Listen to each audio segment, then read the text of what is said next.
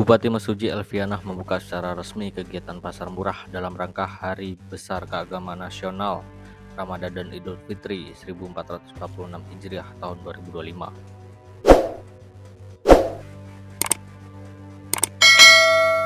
Kegiatan itu berlangsung di Balai Desa Tanjung Menang, Kecamatan Mesuji Timur, Kabupaten Mesuji pada Senin 10 Maret 2025. Dalam sambutannya, Bupati Mesuji Elvianah menyampaikan Pemkab Mesuji menyelenggarakan pasar murah ini dalam rangka membantu masyarakat memperoleh kebutuhan pokok dengan harga yang lebih terjangkau.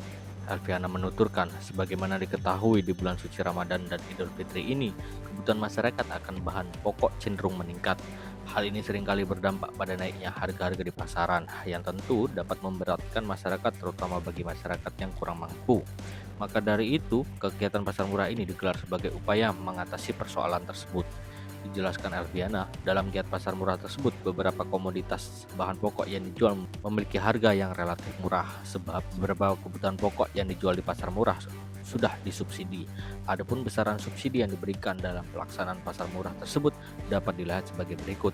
Untuk minyak goreng per liter yang mendapatkan subsidi sebesar 5.000, kemudian gula pasir mendapatkan subsidi sebesar 5.000 per kilogram.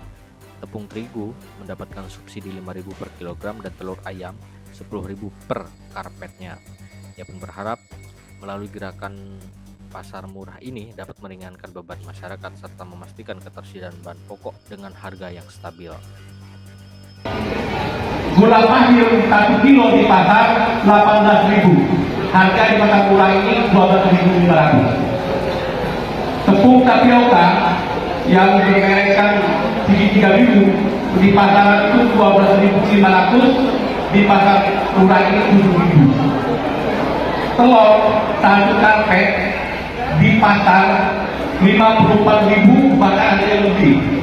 Di sini 42.000 rupiah. Jadi sangat murah sekali kalau dibandingkan dengan harga pasar. Dalam pasar murah ini, satu orang itu satu paket.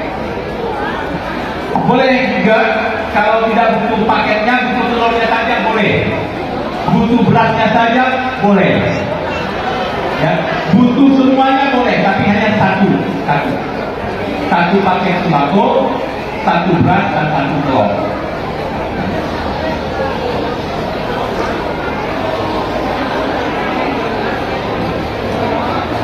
Demikian yang saya sampaikan, laporan kita tentang kegiatan pasar murah. Semoga kegiatan ini dapat bermanfaat dan membantu masyarakat dalam menghadapi Hari Besar Keagamaan Nasional. Semoga acara ini dapat berjalan dengan lancar dan tertib. Terima kasih. Mohon kesediaannya Ibu Bupati untuk memberikan arahan serta membuka kegiatan pasar murah ini. Wabillahi taufiq wal hidayah.